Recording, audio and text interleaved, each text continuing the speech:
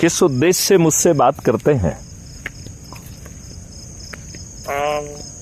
अच्छा लगता है मुझे, मतलब आपकी जो आइडियाज वगैरह है जो आप कर रहे हैं उस सब हिसाब से। नहीं, लेकिन क्या आपको अच्छा भारत नहीं चाहिए? अगर नहीं चाहिए होता तो मैं आपसे क्यों जुड़ता।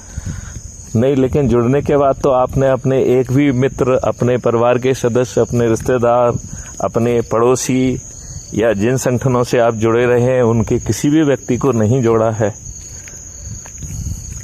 क्योंकि ये तो जो है ज्योति से ज्योति जलाते चलो, प्रेम की गंगा बहाते चलो, ये इसका पूरा तरीका है। ये तरीका है कि हम कैसे अच्छे भारत का संकल्प लेकर अपने लोगों को जोड़कर चंद दिनों में 100 करोड़ हो सकते हैं।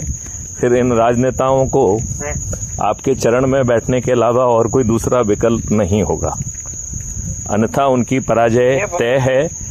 और गांव का सरपंच से लेके पार्षद से लेके मेयर से लेके जिला पंचायत अध्यक्ष से लेके प्रांत का मुख्यमंत्री, उप मुख्यमंत्री, राज्य सरकारों के मंत्री, विधायक, देश का प्रधानमंत्री, उप प्रधानमंत्री, केंद्रीय मंत्री और सांसद इसी प्रक्रिया से जमीन से उभरेंगे।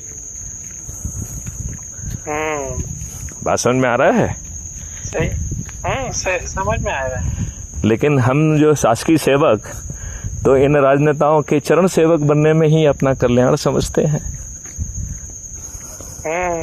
उनके द्वारा वही कंडक्ट रूल जो भारतीय गुलामों के लिए बनाए गए थे, जिन पर अंग्रेज विश्वास नहीं करते हैं, इन दुष्ट राजनेताओं को वही कंडक्ट रूल आप पर थोपे हुए हैं और आप प्रसन्न हैं।